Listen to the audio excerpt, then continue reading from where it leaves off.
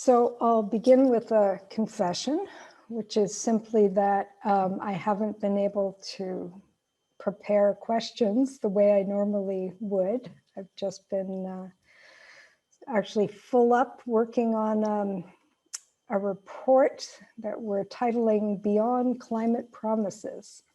It's our response to the Nova Scotia's Sustainable Development Goals Act. And it's written as a call to action. And what I hadn't realized when I started drafting it weeks ago, it seems, was just how much I would uncover in the course of that exploration. You know, I thought I knew a lot of stuff about the, you know, sort of wheelings and dealings and so on, but it was more surprising to me than I was ready for. And so we kept digging. And Alex, who's on the call with us this evening, has been a huge part of it, and Lindsay as well. And thank you, Chris, for your guidance today. I was able to make some revisions, and I'm sending the draft to the grandmothers. I'll send it out in the morning. Ali, it looks like there's still people trying to get in there. So I'll begin with a land acknowledgement. And I think tonight it'll be really related to what I've been learning. You know, when I think of all the broken promises, even just in the last 5 years that I'm aware of, from, you know, all levels of government, even just focused on climate and environmental issues. And then I try to imagine decades and decades and decades of broken promises, you know? I mean, it makes me, and it isn't just sort of like, well, they kind of did a little bit, but they didn't quite follow through. We're talking bold-faced lies here, people. And that's not easy to digest because, you know, we tend to look at government and even companies as, you know, well, you know, they're not going to do something terrible, you know, but they have. I remember going to a presentation. My son, he's a teenager, and caught a vaping device a few times. So I went to this presentation by a doctor who gave this great presentation on vaping.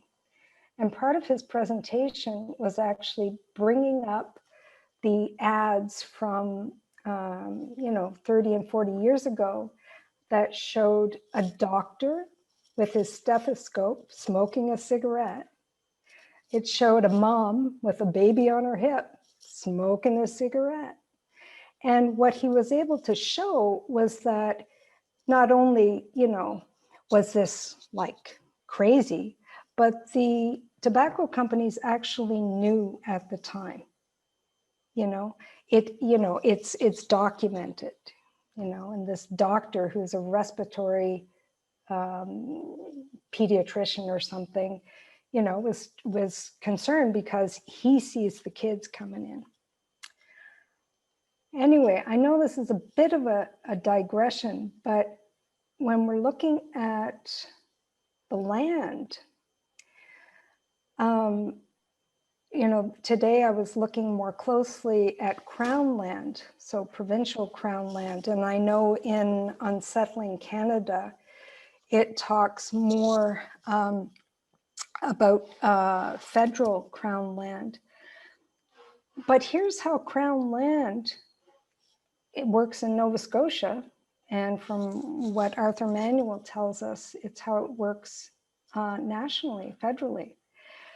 So this Crown land that supposedly is public land, right? The Crown holds it for all of us. And it is leased for a song to forestry companies and mining industries that go in and they obliterate the place. Last night, I watched a short video locally done by a woodcutter who's worked for 40 years in Cape Breton. And he talks about how when the big companies came in, it ruined everything for the loggers in Cape Breton. It devalued the forests, the lumber, you name it. And this was a guy who makes his living off of cutting trees, you know? And, you know, so we come in, we take Indigenous territory, we call it Crown land, we hand it over to our friends with these leasing arrangements. The workers aren't getting much from it, and the Indigenous people get nothing. No royalties, no taxes, and they have to beg to hunt on these lands, or you know, their traditional medicines they can't find because they're you know, what grows in a clear-cut forest, right? So maybe I'll stop there. That's my rant for tonight. But this is our, you know, this is on our watch, like it or not. And, you know, trying to save the future of the planet and civilization is equally about respecting and fully acknowledging Indigenous rights, including Indigenous land rights. It's not something we get to do after we figure out the climate crisis.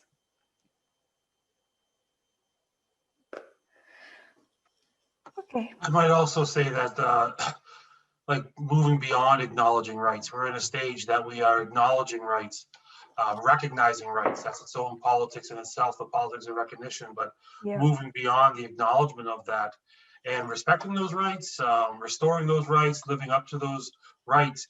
And in doing that, though, that reveals so many more layers. You had started your conversation talking about you learned so much history as you peel back the layers of that colonial onion, and every layer and layer gets deeper and deeper. That is kind of where we find ourselves at, that dispossession, the land theft, this idea of stealing the land, and that in itself is its own controversial issue. The term stealing and possession, title, stewardship, all these kind of things. But I'm reading this book, Theft is Property by Robert Nichols. He's from the University of Calgary. And as a settler academic, he's taking his research lens, he's a sociologist, I believe, and looking at his own culture, his own society. You talked about Canada and you used the term we. I think Arthur Manuel, when you look into the history of Indigenous people, this book, Unsettling Canada, we definitely see that there are two manifestations of Canada. There's the state of Canada and then the people of Canada. And those are two different entities, and they don't always have each other's interests at heart, especially the state. Colonization of Indigenous people and the treatment of them was done because they were in the way. As Arthur Manuel lays out here, his people were in the way of a new territory. So when we look at that through a capitalist lens, capitalism, they were looking at increasing their capital. the capital in capitalism, especially in North America, but this is also true of France, and England, and Belgium, Germany. Their capital, their money that they invest in these oil extraction here in Canada, that capital comes from previous generations of extracting resource, of imperialism, of stealing those lands in other places. So here, I think Robert Nichols lays out is that we're dealing with dispossession and theft, but almost as like a layers of theft, layers of colonialism. Bill C-15, what we just was passed here, is another layer in that. And that is kind of like a sheet of ice or snow. When if you don't shovel that first layer of snow, it becomes compacted, turns to ice, and the new stuff. And you just imagine that going back to 1763. For us, the Royal Proclamation was a key, us, I mean, yes, Canada, in the formulation of Canada, and the Indigenous populations that roped into Canada. And I'm speaking from a Mi'kmaq Wabanaki perspective. Again, to remind you, the Wabanaki Confederacy is an alliance of 4 nations. There were up to 35 nations at the turn of the 1700s, but through war and genocide, we're down to 4 or 5 if you include the Abenaki as well. And I'm Mi'kmaq in that. That's Passamaquoddy, Penobscot, Mi'kmaq, and Wolastoqey. So as a Mi'kmaq person in Wabanaki, our whole history going back to 1534, we're talking about Cabot. And that is what I feel in the first couple of chapters, as I reread these chapters in Unsettling Canada, the takeaways for me that again, when I read this book, I know a lot of you have expressed how little you feel you know, and out of depth you feel with this information. This book, when I first read it 3 or 4 years ago, among a few other books, when I read that, I realized I was over my head. I was out of my depth when it came to the Supreme Court stuff, to the political stuff, and to the history stuff. The Royal Proclamation, I tangentially knew about it. I had heard about it. I knew enough. I could probably fake my way in a conversation, but never really to get into the depth of it. So this book took me along that trail in a very gentle way. And there's a lot of stuff I had to stop along the way on that trail to what was the Calder decision? What is the Doctrine of Discovery? What is that? What is it? Where did it come from? So a lot of, and then as I reread these chapters again this morning, I'm further down that road. I'm more knowledgeable. So I'm like, oh man, other things jump out at me on this book. So this book is, I think the takeaways from that and what you're talking about, these layers of colonialism, and we're in this again, and what he's capturing here in the 1969 white paper, that is Bill C-15. Wow. He talks about Russ Diabo in here, one of his key adversaries, person that also helped them, and he talks about Russ Diabo. I forget the Nigaboo, I forget the lawyer's name. There was a lawyer, and then Maryland Buffalo and Russ Diabo were the first who worked under the Chrétien government, where the Chrétien was, as a liberal, was because they were out of power, they needed to get into power, and they wanted to have some Aboriginal voting bloc allegation, but politics. They decided to create an Indigenous caucus within the Liberal Party.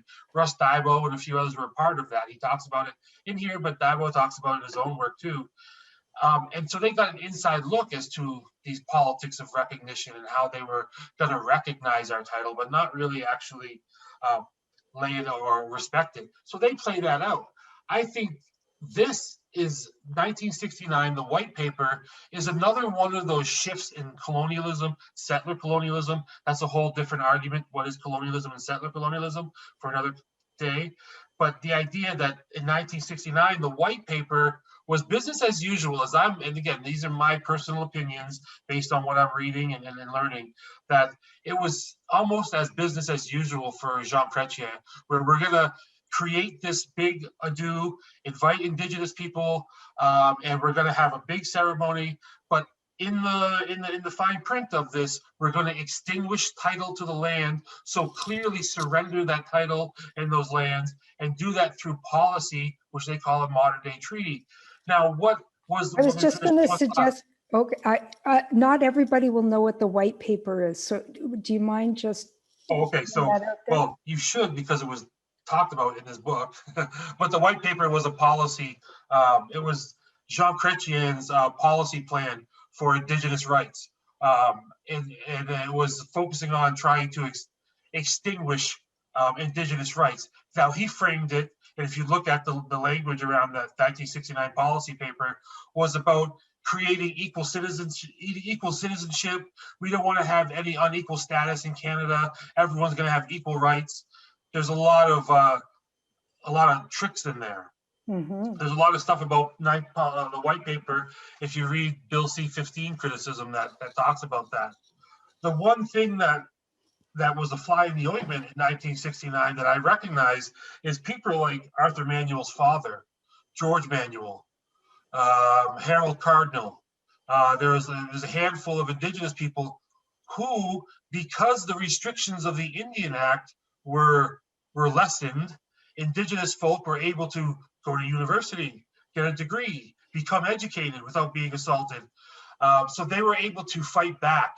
They were able to have access, whereas in 1763, with the Royal Proclamation, that was another one of these shifts in colonialism. Confederation was another one.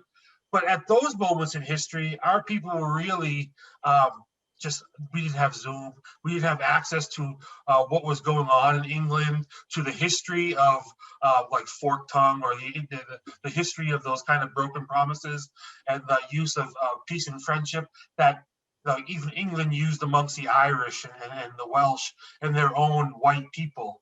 These tricks, I think if our ancestors would have had access to information about Western European politics and their strategies, they would have been a little bit more aware, but they didn't. In 1969, and since then, we've had more and more Indigenous folk who can peek behind the curtain and see that Oz is not real. And the other point I'm also making, I'm thinking about as I'm reading this, it doesn't make me sad, it makes me angry, while in 1969, this is Jean Chrétien who's implementing this white paper policy, today, the allegation is, or the criticism is, that his son is, as prime minister, is pushing through this Bill C-15, which is criticized as white paper 2.0. It still entrenches the doctrine of discovery into Canadian law. So that's why Canada and the provinces can say, we recognize this unceded, unsurrendered land, but get off it because this oil company is going to come and take this, or this gas company is going to do that, so get off it. We recognize it's yours, but leave, is because of that doctrine of discovery. So while Jean Chrétien implements his policy in 1969, 69 to 79 to 89 to 99 to 2000 to this very day, every generation of settler society, at least Jean Chrétien's, that ruling class, became wealthier, educated, more knowledgeable. Their life was on a trajectory, just a natural trajectory. As parents, we want our children to do better. But remember, in 1969, those mass graves we're finding in Kamloops were only half full by this point. They were still collecting bodies at this time.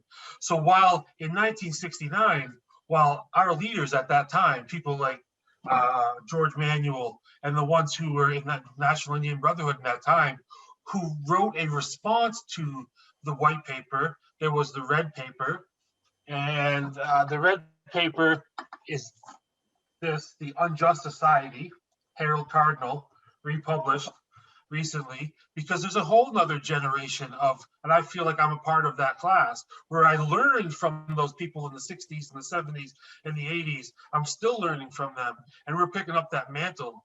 But from 1969, while settler society, for the most part, recognizing that not all white settler society or settler society is the same, while settler society was on this upward progression, our kids were still being stolen. We were still being forced onto reservations. You think about, the Starlight Tours, if you're not aware of police brutality in British Columbia, or I don't know, I'm not sure where that is, but there's this habit of some police agencies to take Indigenous people out far out of town, 40 miles, and make them walk back. They call them Starlight Tours. The violence against missing and murdered Indigenous women. Every year, every 5 years, those numbers are going to go up and up and up and up because of land, this Wet'suwet'en and these tiny house warriors, and where they're talking about that interior BC alliance is where the forefront of this battle, this fight back is happening. His daughter, Arthur Manuel's daughter, Kanahus Manuel, and her twin sister are taking up this battle. The tiny house warriors, and then you have the Unistoten camp, who's on the other end of their territory. I think they're more northern. It's the same argument being played out. Now, that's the where we're at. That's the brass tack. What's different now in this generation of 1969? Now we have an opportunity to become educated. The Sierra Club of Canada is educated. People who are here, there are politicians who are becoming educated.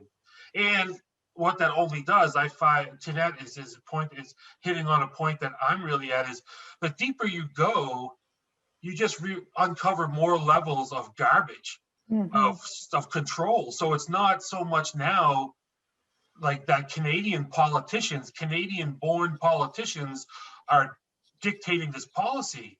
They are foreign companies, foreign conglomerates that invest their capital into extraction industries, which are connected obviously to the land. And when Arthur Manuel breaks down in the first couple of chapters of this, he breaks down the Delgamuukw case, and points out that even though Canadian courts on that same trajectory of Indigenous rights, they have no jurisdiction over Indigenous rights, even they are recognizing Canada's inherent flaws of their Indigenous policy going to 1867 and how they stole the land, but how they accessed that land illegally. Later on in this book, he talks about a strategy. I think it was a chapter, the battle in the woods, the battle in the forest. It's another little strategy. And they went down to the people who set the price in Wall Street to go above Canada's head. That's where we're at today. Yeah. There's an argument being made by Russ Dibo and Arthur Manuel. There's no lawyer in Canada, no politician, there's no Canadian who graduated from a public school or a private school or a university that could ever understand what this issue is, because we're thinking of it within a Canadian constitutional framework. We have to recognize that the Canadian Constitution was meant for one sector of society, and it was sort of like building a house.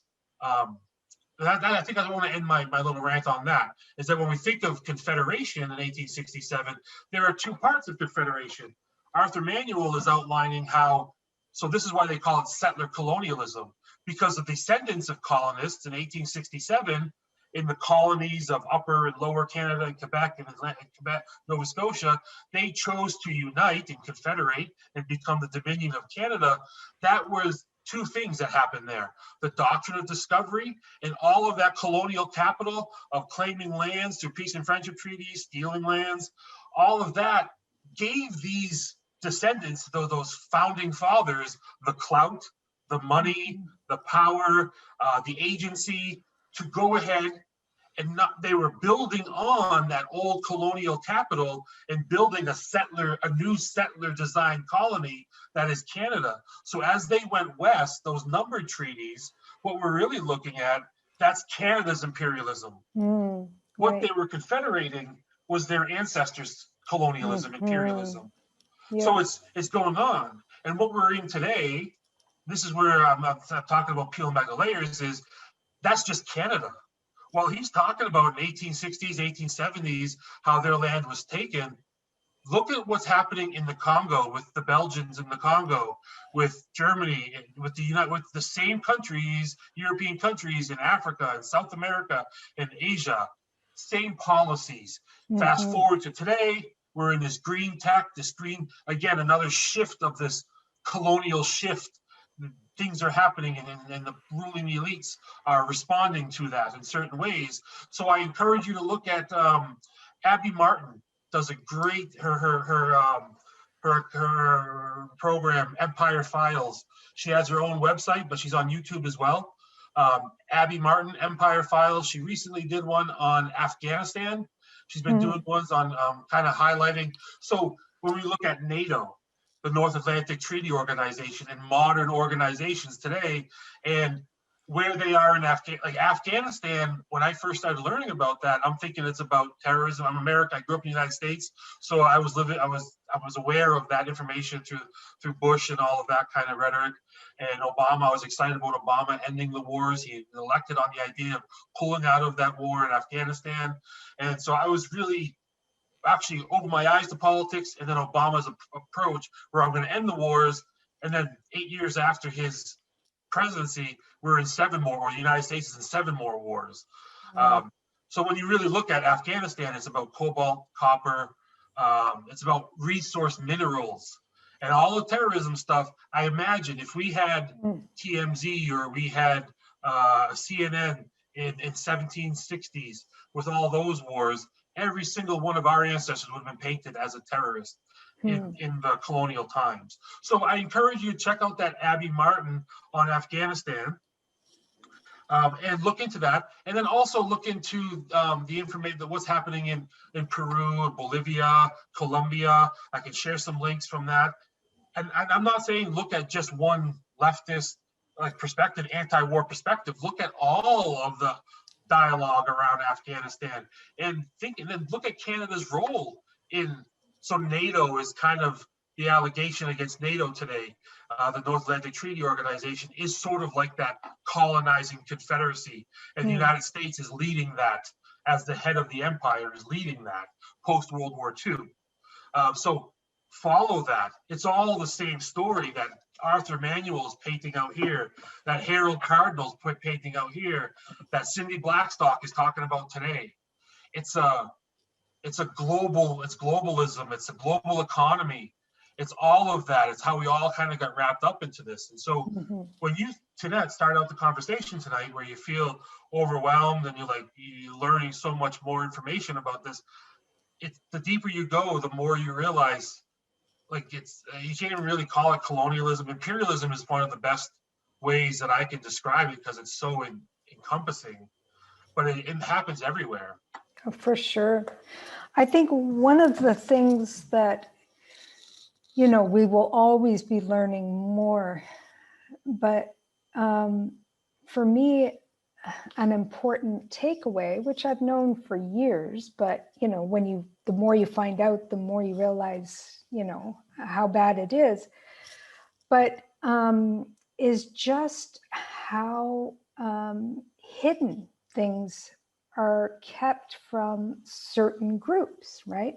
So for example, even on the example of the softwood lumber dispute that you were referring to with Arthur Manuel and others going to the United Nations and standing up and saying, you know what, they're logging on our territory and we're getting nothing from it. But if anybody recalls how this has been presented in the media over and over and over again, it's like Canadians against the Americans, like our rights against theirs. If I had not read Unsettling Canada, I would not have known. And, maybe there was media coverage of it back in the day and I wasn't old enough, I don't know, but it was not on my radar.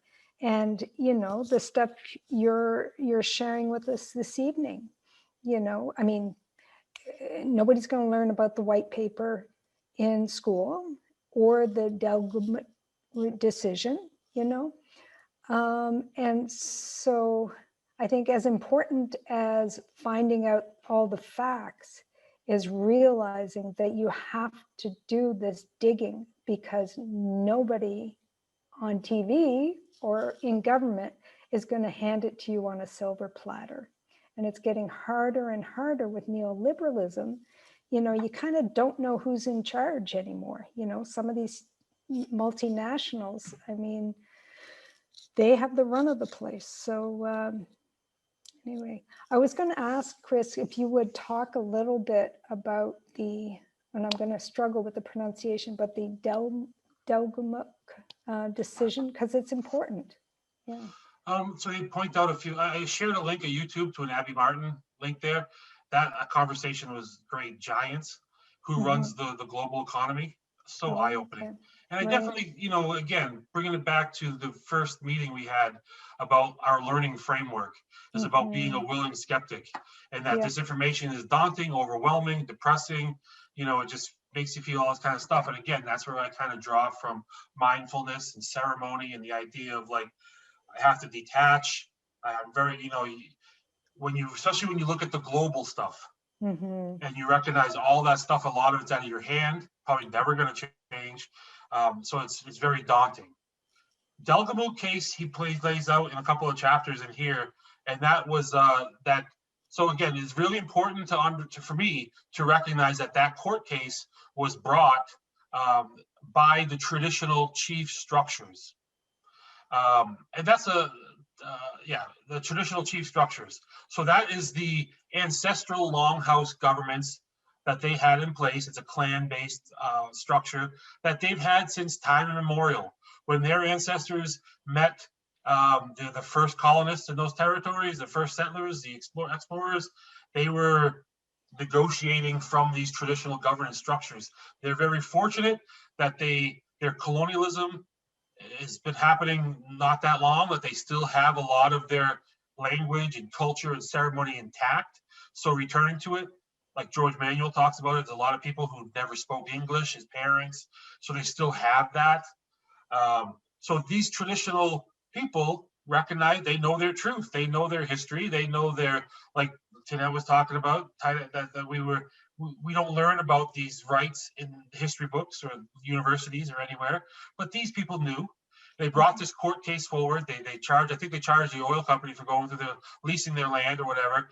And the oil company, if you can follow the court case anywhere, you can find, I read the case online.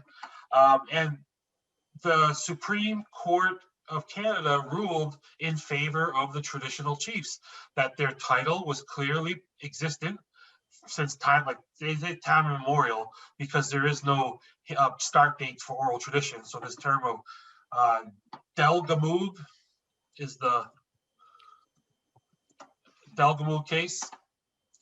The key out of that he talks about is that it's not so much that it's a title, that you have title to the lands, is that you have a proprietary right to the lands also.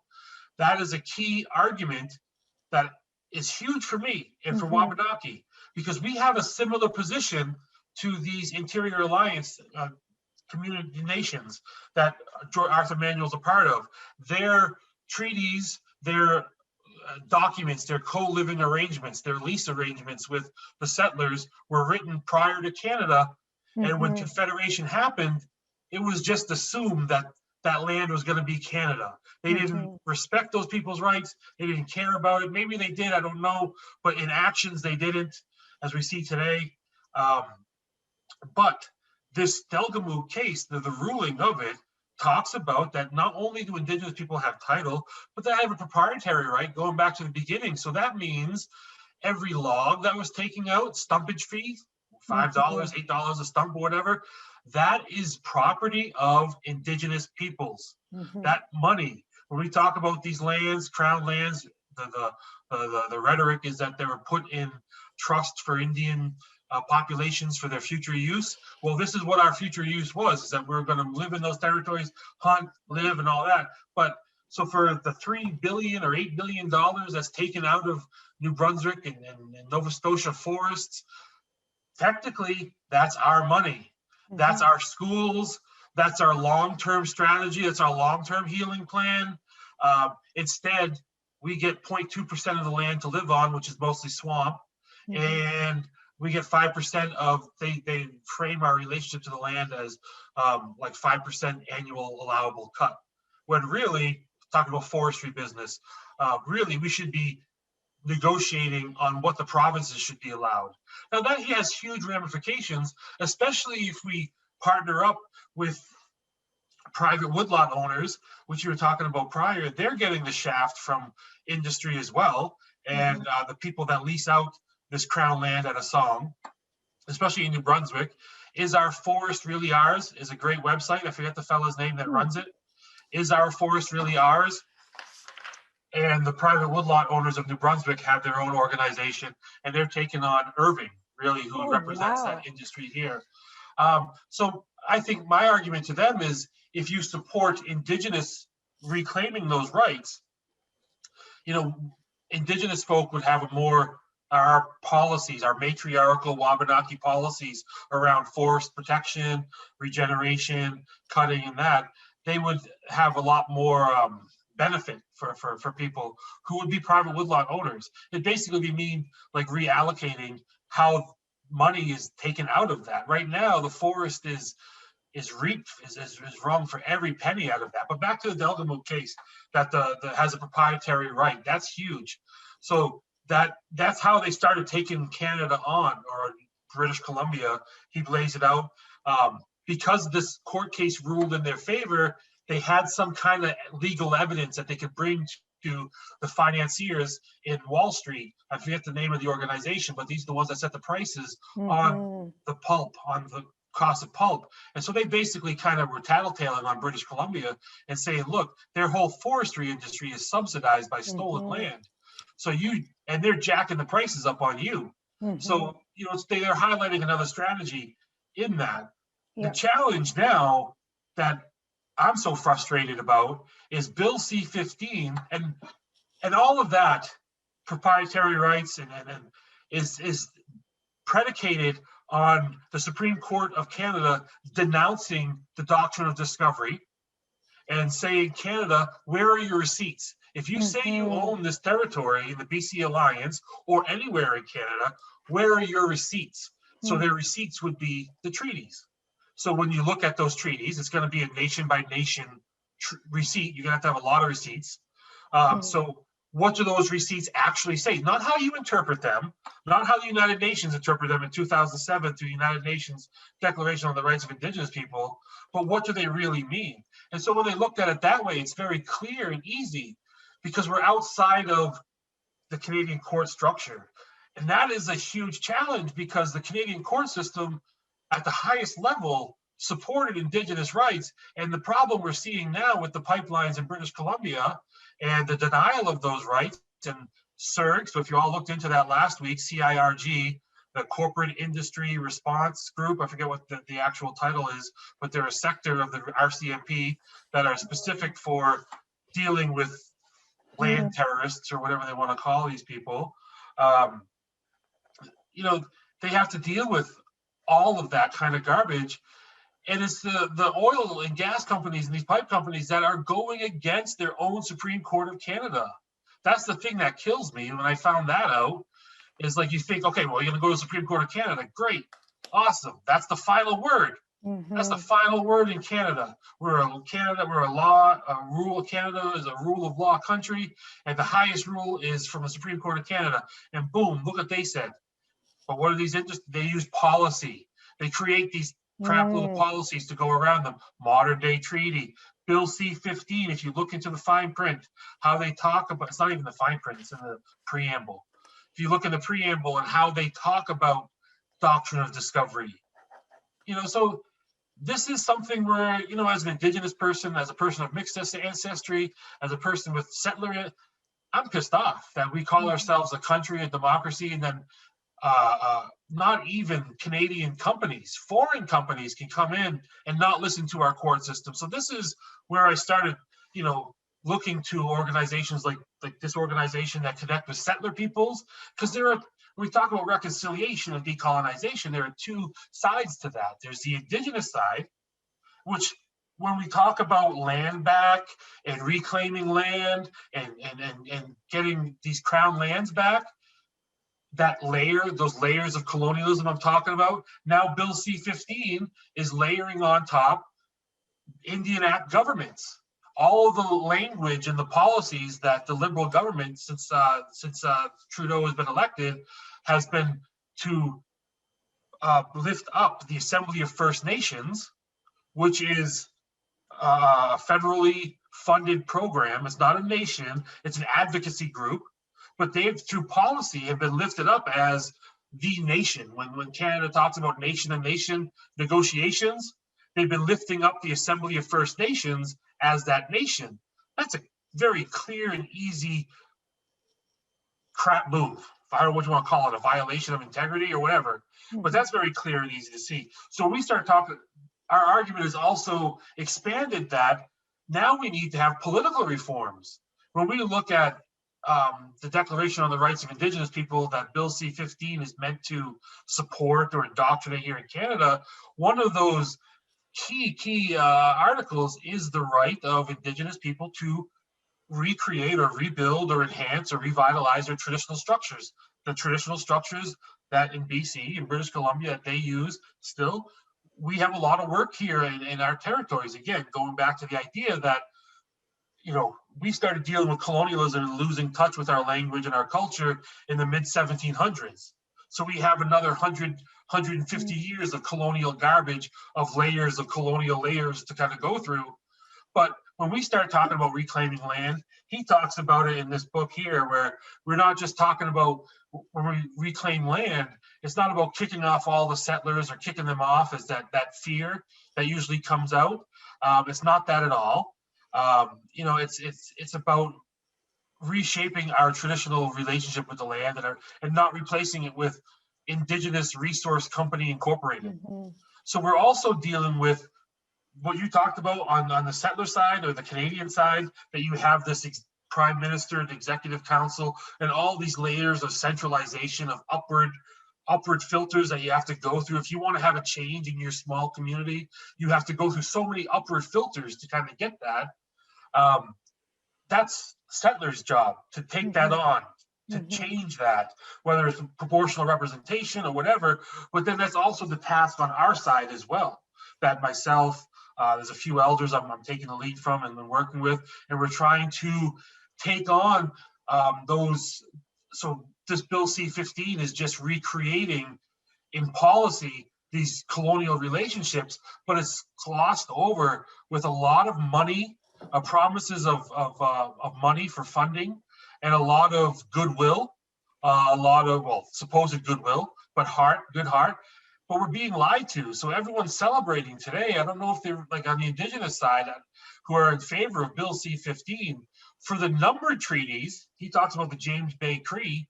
For the numbered treaties, there's some hope and promise in what this Bill C-15 represents, because their nations, he talks about that as well here, in the numbered treaties, Canada kind of knew what they were doing. That political agency knew what they were doing in the numbered treaties. So there's a couple of NFB, National Film Board documentaries dealing specifically with numbered treaties, and that kind of highlights how, I can't think of that one right now. It's a recent one in Ontario. I can't think of it, but it highlights how the Canadian structure, the colonial structure, understood how important it was to get people to relinquish title to land. So those treaties, the numbered treaties, are a lot different than us. But Bill C-15 treats us all the same. So there's a lot of subtleties in there. So we're trying to, on our side, you know, I'm from the 7th district of the Mi'kmaq Nation. There's 7 districts coming from like the Gaspé area, northern New Brunswick, all the way down to Eskasoni, the Cape Breton area. We're in the 7th district. Our title to our territory has been clear as it is out west. So we're putting our efforts and energies around trying to build up awareness of our people and recognize that, yes, you know, we have a lot of work to do. We've come a long way, but we've got a lot of work to do. In that, you know, I'm wondering how this is going to move forward with the Governor General and the new Assembly of First Nations. I don't know if you're aware of that. The Assembly of First Nations, this entity that's been lifted up, is so obvious how they've been working in collusion with the federal government, who they're supposed to be negotiating with, against the best interest of the original rights holders that Arthur Manuel lays out as those are the citizens, the people, and most importantly, the future generations. That's why we want to hold on to those lands in trust. It's not that we want billions of dollars or a resource. It's about holding those lands in trust for 50, 60 years down the road when our coastal communities are flooded by erosion. What is the province? So when you're talking about Crown land in Nova Scotia and New Brunswick, what Bill C-15 basically does with this underlying, it entrenches underlying Crown title. So when this fall election happens, coming up in the fall, there's a a talking point or something you can do from your communities if you really want to support this. Ask those people who are running for parties, especially the Liberals, because we're going to get another big gaslighting campaign. And you can ask them these key questions about free and prior informed consent, underlying crown title. So the Doctrine of Discovery, he talks about it in here, but there are a couple of other, like Russ Dibo's literature, how we can clearly denounce Doctrine of Discovery. This Bill C-15 is meant to be a working document. Allegedly, it's supposed to be 2 years to develop a strategic action plan to implement it. So technically, there should be some opportunity for us to speak publicly to these commissioners, however they're going to roll it out. So where is it in the pipeline? I mean, there was some sort of... It's passed all the readings in the House. It's gained royal assent. It's law. Wow. I'm not sure, it passed all the readings and became law. I saw that, and I'm not sure if that means it's also received royal assent or if the Governor General, if there's another process. But for all intents and purposes, it's law. Yeah. And that means that Nova Scotia and New Brunswick, on paper, through policy, have more title to our lands. They can do whatever they want. So if, when it comes to spraying, clear cutting, mining, nuclear, we have to get ready for what's happening in nuclear, and how we're going to be treated in that. We have a former Prime Minister, Stephen Harper, who on the global scale works for some, I forget who they are, but they're about trying to build up conservative governments across the world. So they provide resources and funding for politicians who want to run on the conservative side in their own countries. He's advocating that Canada mines a lot of uranium for nuclear energy, for nuclear whatever, and they sell that to companies that use nuclear. And Stephen Harper recently, a month ago, I saw an article saying that, well, we sold it to them. It should be our responsibility to take it in and house it. So spent uranium, I'm still learning on the nuclear stuff. I'm still learning. But with uranium and how they get the nuclear energy out of that, it's still very toxic, even though it's these SMNRs that they're referring to. There's a lot of debate over that. The idea that there's still toxicity in the uranium, and that has to be housed. That has to be housed for what's the half-life of uranium? For those of you who don't know that in nuclear, I'm sure someone here is much more intelligent on that than I am. But uranium is super toxic, and that's what I'm fearful. Where is that going to get put? Where are those deep caves going to be put? That's going to be put on our hunting grounds, on our territories, by our watersheds. And now Stephen Harper, in that letter I was talking about, is saying that Canada should be looking to take back all of the uranium it sold on the global market, and we should be housing all of that toxicity in where? The Canadian Shield? I don't know where their plans are, but there's a national plan for that, for the rollout for the nuclear modular. There's a federal website for that. Do you know where the toxic waste dump is? They're hoping to put it. It's, of course, right next to an Indigenous or on an Indigenous community in Ontario.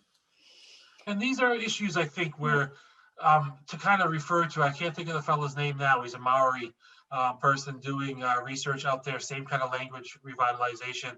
And I like the way he talks. So we use the term Indigenous because it's like a code word. It's people who have the same language, share the same territory, and have a similar experience with oppression or colonialism or imperialism. So it's an international code word in social sciences, and it's also used as solidarity. But at the end of the day, we're all Indigenous to somewhere. And his approach, I like what he says, that for him, Indigenous is about being human.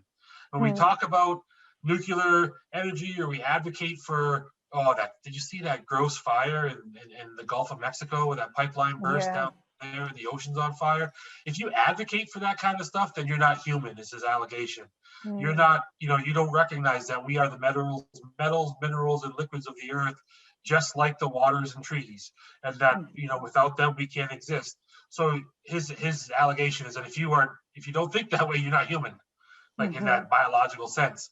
So I think that's where we all are kind of on board. Why are we learning about Indigenous people? Why are we learning about this stuff if there's nothing we can do about it? If it was our ancestors, if it happened all these kind of this rhetoric that is out there today.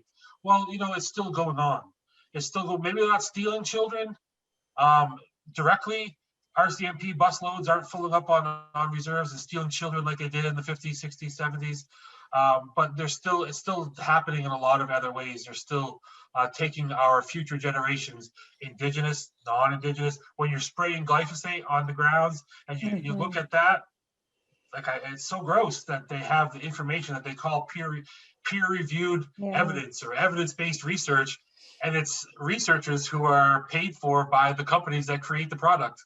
Yeah. And again, if you look at the Monsanto papers report, I think it was CBC investigating a fifth report, or I forget Fifth the Estate. Fifth Estate. Yeah. They did a report on the Monsanto papers and the Freedom of Information Act. And of course, every time a scientist would send their study or their insights on what this chemical is, it would get redacted or rewritten or, no, we have to take this out. We have to take that out.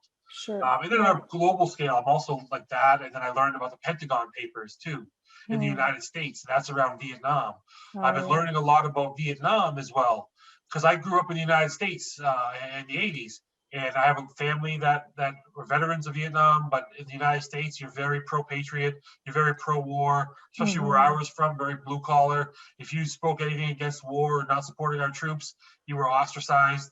And so Vietnam for me was always, these are devils or whatever, the racist rhetoric that's out there. And then I started learning about what it was. It's colonialism. Like the Vietnamese that were invaded, they may as well be Wabanaki and what they were looking for, So you start piecing these things together and you recognize, so, how do we move forward in this planet knowing all these kind of things, that we're all human and we all have these base elements. The challenge, I think, that's before all of us when we look at, so how do we get past apartheid or systemic colonialism or this kind of entrenched upward centralization of power, however you want to label that. Look in South Africa, it's civil mass protest. It's everybody. It's in healthy ways saying, look, we're not going to move forward with this country if we don't get to make decisions as citizens of this country, whether that's glyphosate, building up our armaments in the military and taking part in what's happening in Afghanistan and Yemen. Like, there has to be some kind of, I say, come to Jesus moment, but some kind of truth and reconciliation. Settler peoples need to be getting, we all need to be, but, at some point we have to take on these entities, these powers that be, because it's not even Canadian. When you really peel back those layers, the ones that are and that's the thing. Abby Martin is creating this documentary right now, and she's really focusing on the Pentagon and American global imperialism and their policy.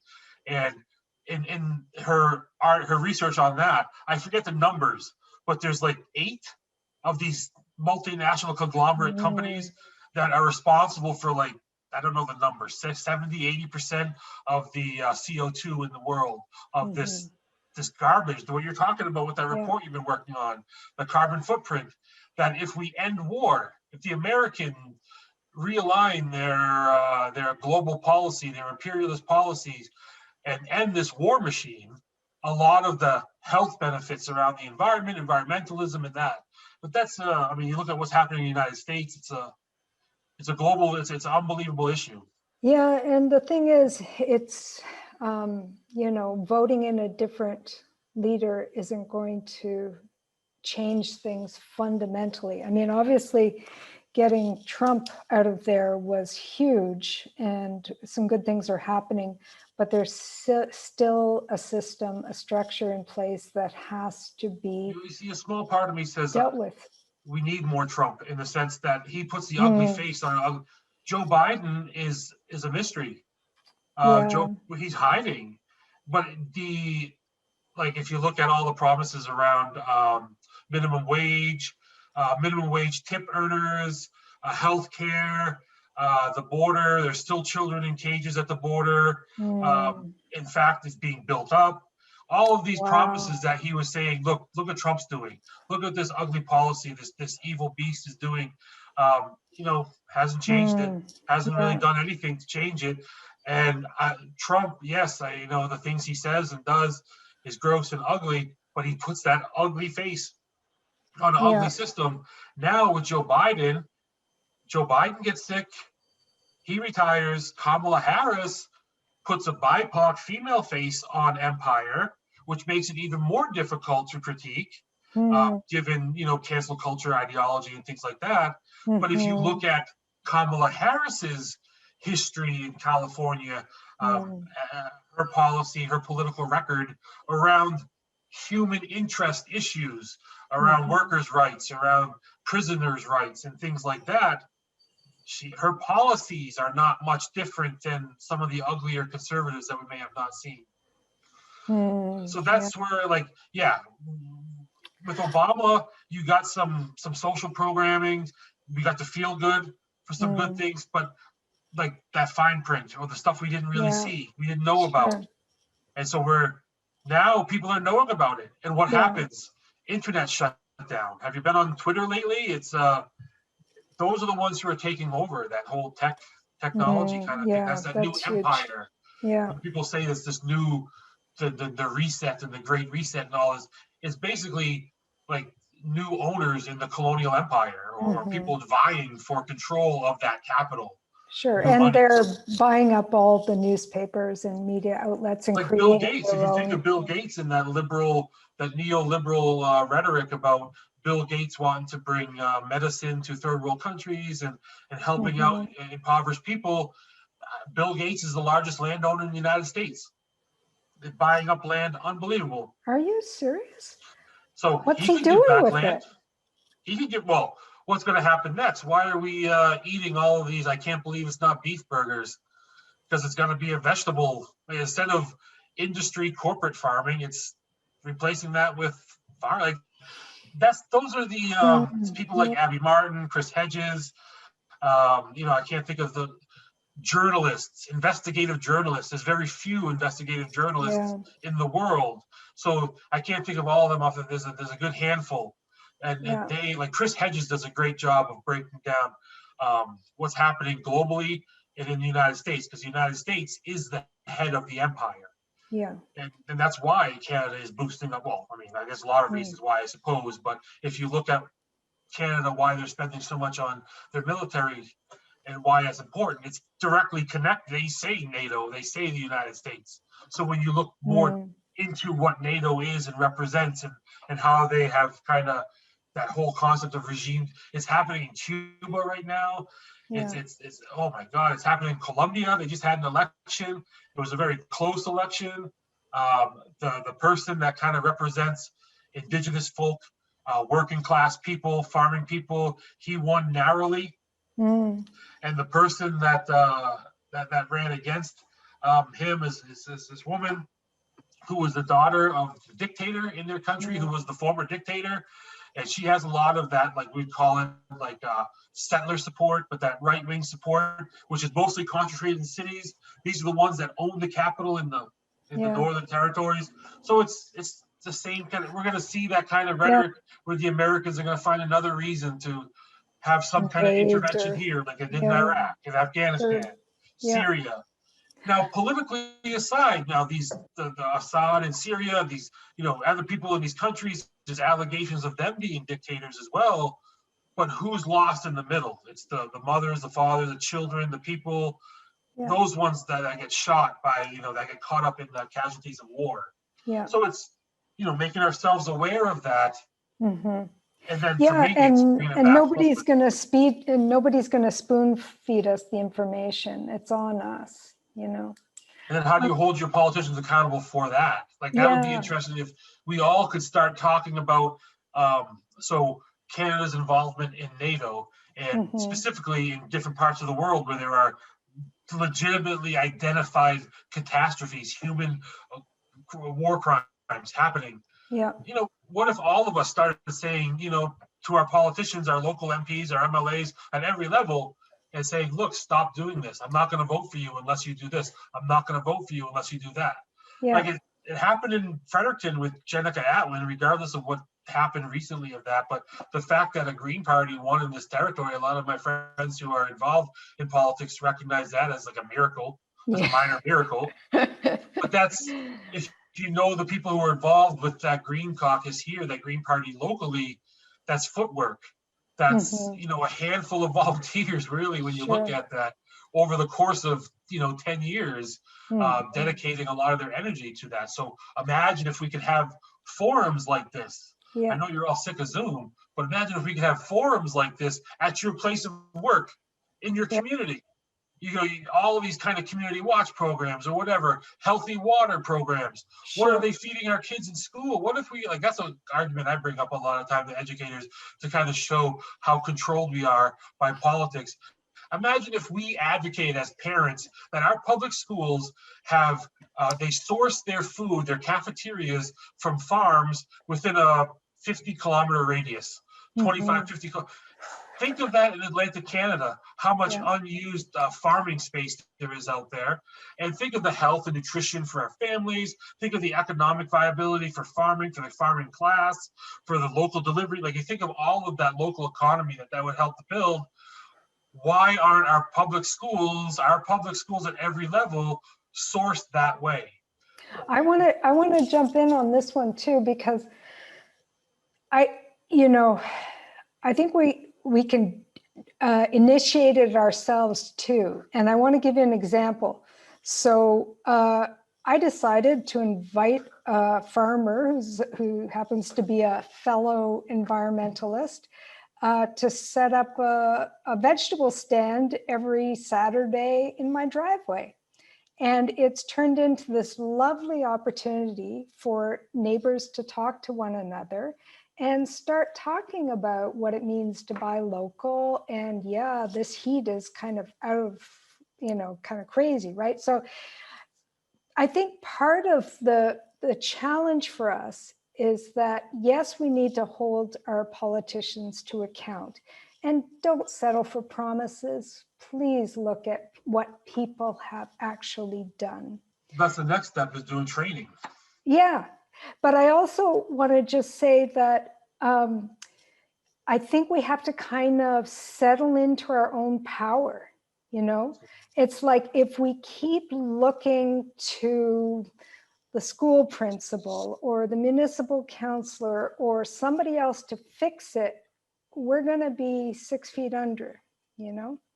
So I think if we can look at ourselves and say, okay, well, I have some power, I don't know what it is yet, and start exercising it. It doesn't have to be in a pushy, aggressive way. I mean, for me, it was something as simple as, yeah, come on over. I'm going to, set up a vegetable stand, And it's just trying to get people to think a little differently and like, yeah, we can do things. Yeah, that was someone made a comment about the Green Party and settler colonialism with Israel and Gaza. Yeah, Check that out. I recommend that again. Here I am selling Abby Martin, but check out. She has her own website. Obviously, she's not going to get hired by any mainstream media. So she does documentaries and she sells. You can have like monthly accounts, subscriptions to her news. Her Gaza for Freedom. mm, That's a full length documentary, about an hour and a half. And so she spends a lot of time in those territories talking to people on both sides of the conflict. Um, Very traumatic. Be careful yeah, when you watch it. mm, People getting killed, children getting killed. She made that free when all of that garbage was happening about a month wow. ago. She made that documentary available on her YouTube page, so you can Mhm. still find it there. I'll share a link. Are you familiar with Useful Idiots? Matt Taibbi and Katie Helper, another two good voices, perspectives, and she's interviewing. So I like when you interview documentarians, you kind of get a little bit more insight to their Sure. their motivation.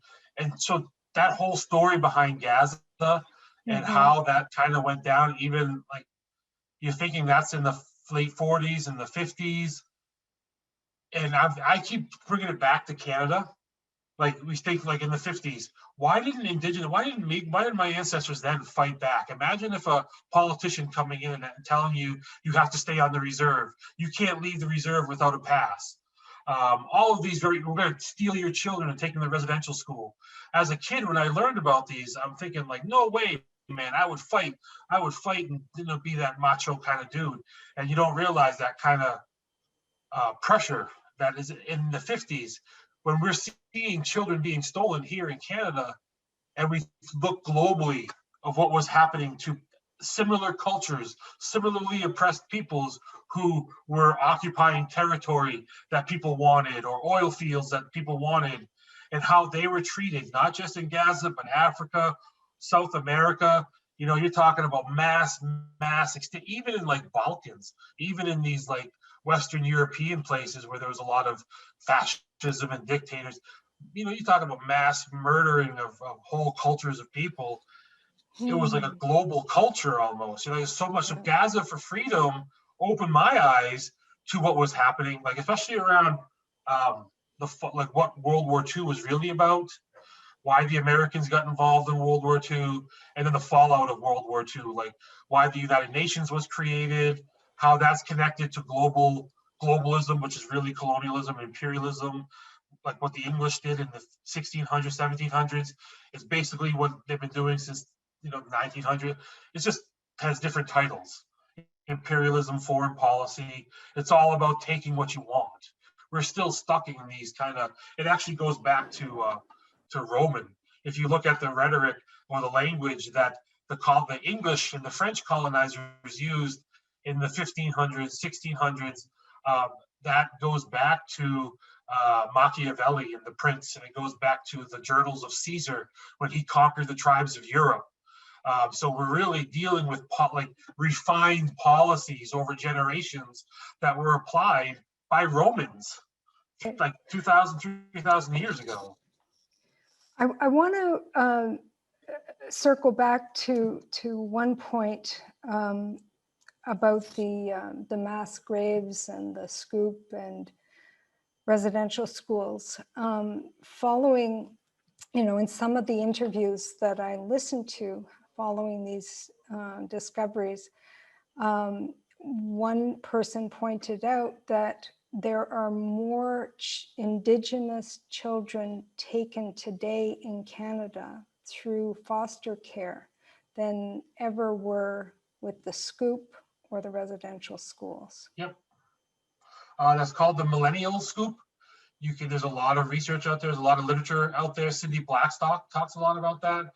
I believe Pam Palmer talks a lot about that. The Millennial Scoop. Wow. I mean, we're still like, I'm telling you, it's so daunting. It's like when people say, it happened in the past, get over it. Well, the long-term effects are going on and on and on, and they may not be stealing and directly violating and being like not out in the open anyway. In other places they are, but they're doing it through policy. I say that what gives a state government, a state agency, the right to steal your children? What gives them that right? It's jurisdiction. It's imposed jurisdiction. It's the British North America Act, 1867. Prior to 1982, we're thinking of the 50s and the 60s and the height of these residential schools. It's that. It's the Doctrine of Discovery. It's this Dominion of Canada. It's this attitude, behavior, and practice, this intergenerational attitudes, behaviors, and practices of imperialism and colonialism, denialism, denying humanity, people's humanity. And that's what gives them the jurisdiction. You weren't here, or you weren't civilized when we met you, and we're trying to domesticate you. So you're in our jurisdiction now, and you have to listen to us. So that's what the British North America Act was saying. How is that any different than Canadian rule of law? How has that changed in the Indian Act today? When we look at the Indian Act, and the Indian Act in policy or on the surface has been gotten rid of, has been taken away, and has been turned into two offices. There's no longer Indian Affairs. There's Crown Services, and there's another one I forget what they call, but it's more accommodation to the Doctrine of Discovery and rationalizing foreign jurisdiction. We're still stuck with that. Even though they're not literally stealing our children, they're doing it through policy, through social work policy. So a lot of that has to do with psychology, behavior interventions, They have to do with particular sectors of society and institutions that deal with children and behavioral intervention. And what's wrong with the child? Right. Why is the child obstinate, defiant? What's wrong with this kid? How come they won't sit still? And then that becomes problematized. The kid becomes diagnosed, and then that becomes the problem of the parent, the Indigenous parent. So then that becomes through a social work lens that this child is not fit for class or study or school or whatever, so that there must be something wrong within the family, never ever taken into consideration that, like, for being the long-term effects of being boxed in a zoo, an open air prison of reservation, an open air prison, however you want to label that.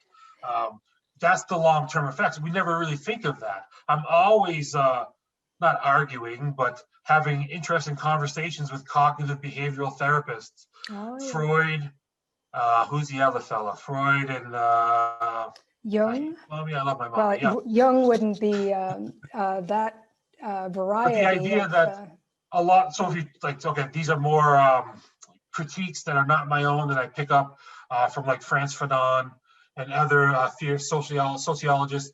If you look at the history of that, a lot of that comes from countries that have a history of colonialism and imperialism. So that when society is saying, I don't want to work in this company or this or whatever is doing the garbage, or if you work for the Indian Affairs and we're stealing children, well, no, we're not wrong. You're wrong. So we need to have a science that says you're wrong. So when people refer to psychology, not psychiatry, psychology as a pseudoscience, it's in a sense that it's a process or an idea that is conceptualized through your cultural values. Sure. You know, then it becomes problem. And then when it's one thing for me to look at psychology and behavior patterns in myself or my family or the people in my nation or community, but then to impose that on you or other people's family or other cultures and say, well, we're taking these Western European, not even European values, Western English, Anglo-European values, and we're judging you based on this. I don't think any of us would really fit into that category. It also speaks to the nature of settler society. Where you see this process, I don't know if it's always that blatant, but Canada is trying to get that narrative that they're keeping that colonial narrative or the idea that we come from, that we civilized this territory, that we're the Dominion of Canada, and getting you to buy into that. You don't have to buy into that. You can opt out of that and choose that we don't want to be a country of the Millennial Scoop. We want to change that narrative. Yeah. That becomes a little bit more interesting conversation, because then how do we go about changing that narrative or those political processes or those, I say, attitudes, or behaviors, systemic, and practices? like, it's so systemic. I can imagine if my ability to have a livelihood was taken away from me and I was told to live somewhere without clean water and with a house full of mold and cramming more people into that space than should ever happen. I don't know what kind of parent I would have turned out to be. So, I think what we're seeing as we learn, at least I am certainly learning, is that the way this works is first we create the problem, then we, say, whoa, big problem, we're going to have to fix you. And then by the time the kids are getting picked up, for example, through foster care, of course, nobody wants a child harmed, but they've created the problem, they've made situations unlivable, and they're not even providing the opportunity for Indigenous communities to work with the situation in their community. And I think I heard that in Manitoba, maybe but is it like something like 80% of all children taken into foster care are Indigenous children? Well, I have no idea, but it would be Yeah. great to bring a speaker on who can speak to that. Yeah. I just wanted to bring it back to the Unsettling Canada, to what you were talking about, that scenario you just pointed out. So he talks about, I'm not sure if it was the first 7 chapters or not, dispossession, Yeah. the 3 tenets of colonialism: dispossession, dependency, and oppression. Yeah. Take the land, make them dependent, and then put in policies to oppress or keep them under control. Yeah. That's gangster mentality, that's pimp mentality, that's toxic behavior, that's violent, inhumane behavior on how to control people. So I'm always keeping those 3 concepts in the forefront of my mind. Dispossession. What's the opposite of dispossession? Some form of possession. And so we talk about cognitive imperialism, the brainwashing, decolonizing ourselves. I think the cognitive imperialism, how we brainwash ourselves and think that the Dominion of Canada is this one thing, like it's the best place to live in the world. We're so happy. But for Indigenous people, it's the 72nd place in the world to live. So that's cognitive imperialism that Frantz Fanon talks about, Marie Baptiste. So that's every day, like a meditative kind of mindfulness thing that as human beings we can do, but as settler peoples, within the context of our lives, the cultural, racialized context of our lives, that we can be cognizant. I think that's why, I'm so open to, acronym or pronouns and all these gender identities and these things that people feel so like burdened. I have to do these kind of things, but it's about respecting humanity, even though I'm like, it doesn't emanate from my own ethos. I'm respecting the space of other people, as opposed to saying, here's the dominion of Chris, you're in my dominion now, so shut up and listen to what I have to say. So how do, those are simple mindfulness kind of processes I try to do. So dispossession, I try to possess my mentality. That's mindfulness, that's therapy work, that's all that kind of garbage that the intergenerational trauma of colonialism, of oppression or poverty or whatever you want to name it, and then dispossession, oppression. And so what's the counterbalance to oppression? Understanding our own oppression, critical awareness, undoing that. For me, it also involves community and lifting other people up and trying to help kind of lift off their own rocks, and that kind of falls into the oppression. And the oppression for me is the everyday work we all can do. So become aware of that little phenomenon around the policy with the Interior BC Alliance that George Manuel breaks out, that based on the Doctrine of Discovery, we can overlook what the Supreme Court of Canada has to say. Industry and the government of Canada, we can do our own thing. Those are policies. Those are policies written by politicians that we can put pressure on, that we can not just in our small little community of Sussex or Dalhousie or Tatamagouche, but we can he advocates here near the end of the book. I'm not sure if it's this one or the follow-up, but he talks about the Indigenous population across Canada. The numbers of Indigenous people is similar to Quebec. If we were to think of connecting Indigenous folk using Zoom technology, we could run ourselves as our own province. Using information communication technology, we can run ourselves as that extra third level of government. You have the federal, the provincial, and you'd have that Indigenous. What's going to happen if you do that? All of what you talked about, all those sweetheart deals from Cape Breton, Newfoundland, all the way to Vancouver Island, all those sweetheart deals, all those billionaires, and not only the billionaires, they can handle a couple of $1 million loss. It's the comprador class, our politicians, it's the local people, the celebrities, the influencers who support all of this information through their work or whatever. I think because it's policy, Bill C-15 is a policy, we can strategize, even though in your community, you may be one voice or a minority voice who wants to change the status quo of Canada, be more empathetic, but we can build that community across using ICT and things like that. And then outside of Canada, if we start thinking beyond these colonial borders, this idea of decolonizing is not just for settler peoples. I'll end with my comment with this, that I don't know, was it you? I forget who I was speaking with, about Acadian settlers. Did you Yes. know Yeah. that the first Acadian settlers from 1600 to about 1700 were mostly artisans and craftspeople? Hmm. And for the first 100 years, it was relatively peace in what we think of as like the Moncton East Coast area there. It was a relative peace amongst the Acadians and the indigenous population. Could you Mhm. imagine if we know about it like Mi'kmaq population now with craft, the dedication to craft, quill work, painting, artwork, that the whole life was about practice and patience and all this kind of thing. And then you're meeting indigenous Acadians who are indigenous to their territory. They're coming over here and they have their arts and crafts people. They must have got along so well because they Yeah. didn't have that. It wasn't. I'm thinking of this book. It's online. It's online through the UMB libraries.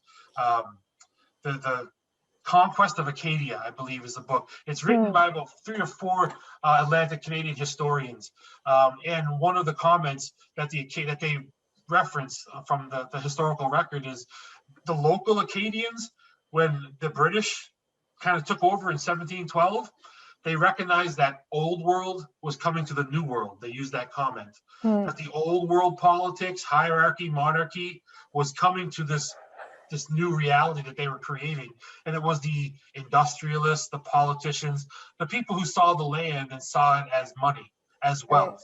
Yeah. So there's you have since that time, you have this even today, we have a lot of people who are like more pipelines, more pipelines. Yeah. I know. What happened in the Gulf of Mexico, that's going to happen. Yeah. It doesn't matter. You keep going. And then you have a lot of people, I think that we're all in that boat, that Yeah. we want our empathy, those That's things that right. we think of weak within that patriarchal structure, kindness, empathy, love.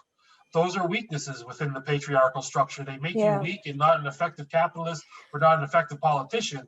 So Yeah. you hear that a lot. How do we lead from love? Yeah. And actually, I'm going to throw something in the chat here. Um, I listened to this podcast this evening before this call by George Monbiot. And for those of you who, read The Guardian, sometimes his name will be familiar to you. And I would encourage you over the coming days to listen to it, because I think it will offer you some support and inspiration. And it really follows on what Chris is saying about how love and belonging and kindness, all these things, that's the weak link in the neo-capitalist, liberal capitalist system. When we're given the option to be good, to be kind, it feels better than anything. If we're told that we're basically, people who want to get as much as they can for themselves, it kind of encourages that behavior. Anyway, listen if you can. I see we barely took a breath. This was great. I'm so glad to have been part of this conversation, Chris. Thank you. Thank you for having it. Thank you for listening.